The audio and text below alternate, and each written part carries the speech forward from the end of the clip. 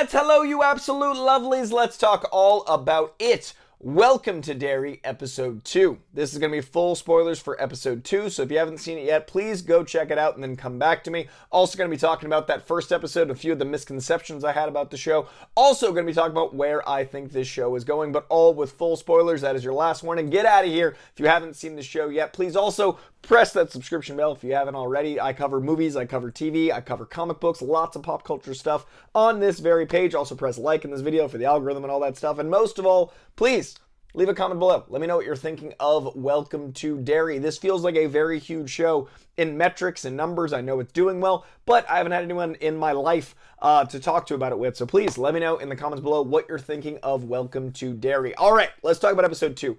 I'm really enjoying this time period. I really think using the 60s is giving us a lot of really effective horror. There's this overwhelming sense of paranoia that I'm really enjoying because we are from the perspective largely of black people in the 60s that are dealing with what it was like to be a black person in the 60s.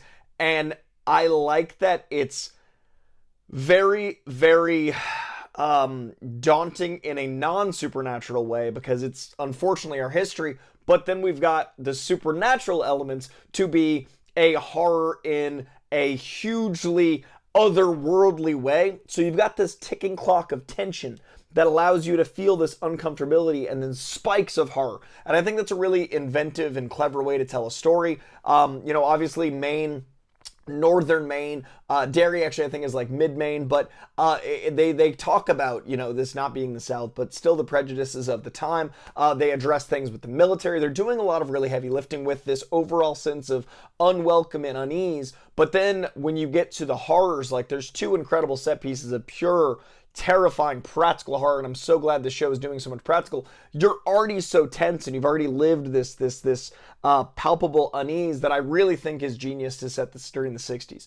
On top of that, you've got the Cuban Missile Crisis looming. I like that they're pulling an X-Men First Class and looking at Pennywise as a weapon, and this being during the Cuban Missile Crisis, which was a hyper-paranoid time for all Americans, a hyper-tense time for everyone. So you've got tension on tension on tension, and you're tying in Pennywise and all this lore into a practical thing. Anytime you can use history to tie in something in fiction, it makes it feel more real. It makes it feel like something that could have happened in its own way. Even with, suspension of disbelief, you get this opportunity to like, oh, right, that time. And having a setting as strong as the 60s and Maine and Derry, obviously the show is called Welcome to Derry, really gives you a mise en scène. It gives you a real sense of time and place. So really impressed overall with that element. Last episode, my last review, I do want to say I heard completely wrong. I heard this was a show that each episode was going to change decade. It seems, and thank you guys, most of you commented very kindly, some of you less so, but thank you guys for correcting me. It seems like it's going to be seasonally changing decades, which I still think is a genius idea. So this does look to be our cast of characters. It is still a show, and I said this in the first review, that is brutal and merciless, and you don't know who your final people are going to be, your final girl, your final guy, because it murked most of the kids I thought were going to be our leads in the first season. So instead, they were our leads for the first episode, and now we're developing some of the characters we just met. I also think using the archetypal it characters in that first episode, as I said in the first review, was a great way to endear us to them and to endear us to the show and to hit a formula, but now we can kind of pivot. I feel like this second episode showed us how much more we're going to be with the adults. Obviously, there's lots of stuff with the kids. There's lots of stuff with the kids and their parents, but this does feel like we're getting a bit more of the adults than, It Chapter 1. I'm really impressed with the family, the Major and all of his fear-based stuff. It was revealed this episode. The big reveal this episode is he injures his amygdala and he actually doesn't feel fear. So we see him be so capable and fearless. We hear how fearless he is as a pilot. We then see his fearlessness when he's being attacked. We then see his fearlessness in this episode in particular with the gun and his tactical mind and all those things.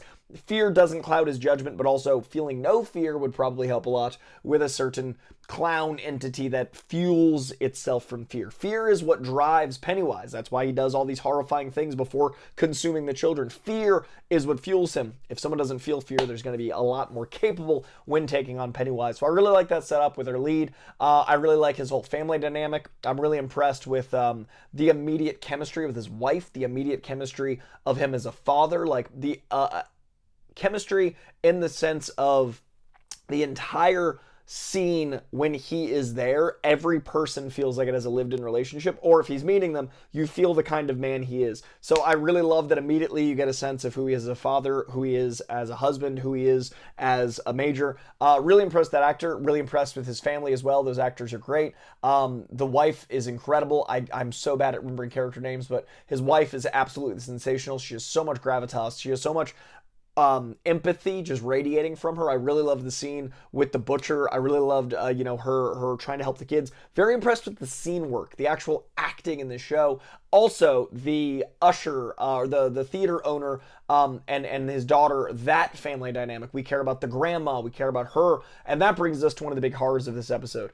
The theater owner's daughter, that set piece with the birthing scene and what terrifying guilt and like horror that would come from a daughter that it seems like her mother died in birth, lost the mother, but then the trauma of how you'd feel, and then using that, weaponizing that, and then the vivid, gross, viscous energy of that, the violence of that. And like that's the closest we've come to seeing Pennywise. We got those eyes, we got a little taste of Pennywise, but we got an incredible set piece there. The other horrifying set piece was the sliced up remains of the crazy girl. Sorry, that's probably disrespectful. The girl that has been institutionalized, father, like sliced into pieces in a pickle jar. That whole subplot about her already being institutionalized at some point and her not wanting to go back and basically having to be pressured into lying because the cop is under pressure, because the town is pressuring him. Like all of these stakes, as I said at the beginning of this, the pressure of this time and place, the pressure from our specific POV, but also the pressure everyone is under with sorry, I have not had any sleep.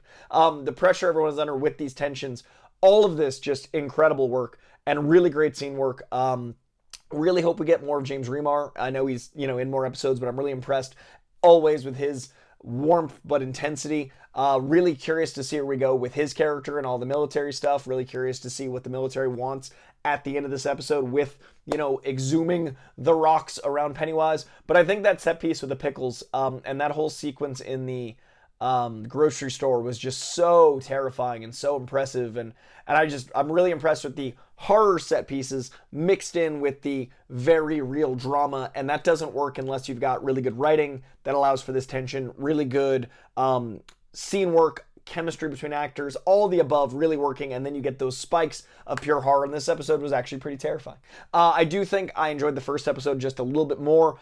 This episode had more of a slow burn, which I like that they're going to be doing, but I definitely found myself like aware of the runtime a little bit more in this episode. I think this episode had better acting and better scenes, especially the girl that doesn't want to be institutionalized, the girl with the pickle scene. She is especially great as a kid actor. Like, she's doing really good work. All of them are. But I think the first episode, and maybe it's just because of my association with it, and that's the vibe I was expecting, but I'm really curious and excited to see where these family dynamics evolve, what happens with the guy that worked at the theater being arrested, where that story arc goes, what happens to military elements, do any of these kids survive, what horrible set piece we get next. So very impressed overall, still like a B+, A-. I just gave the first episode like an A. So very close.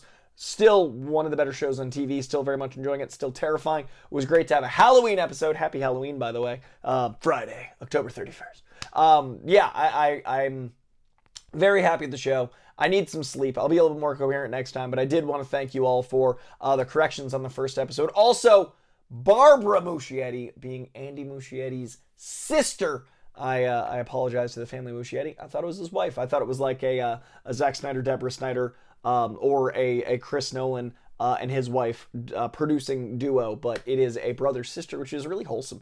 His big sister produces with him, and I think that's really cool. So I looked into it when someone corrected me, but Barbara Muschietti, his big sister, they produce together. Freaking awesome and wholesome. So correction, Barbara Muschietti, sister of Andy Muschietti, and correction, not going to be decade per episode. It will move back decades to earlier Pennywise experiences by season it would seem. So I wouldn't be surprised if this season ends with a time jump or allows for it to be set up in an interesting way. So very curious what is also going to be happening with Dick O'Halloran and that military angle.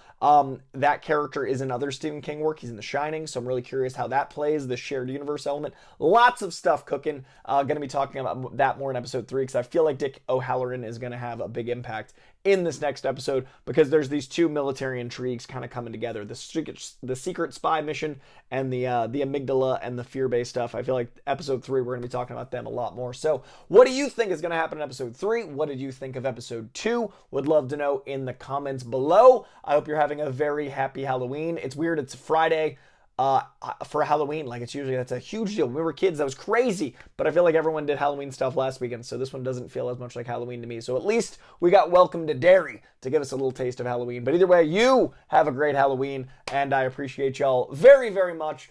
Comment, like, subscribe, all that jazz. We'll be back next Sunday, regular scheduled time for Welcome to Derry, as well as tons of stuff coming in November to this page. Lots of movies and TV reviews, weekly comic stuff. So subscribe if any of that is your thing. All right, much love. I'll see y'all soon. Bye.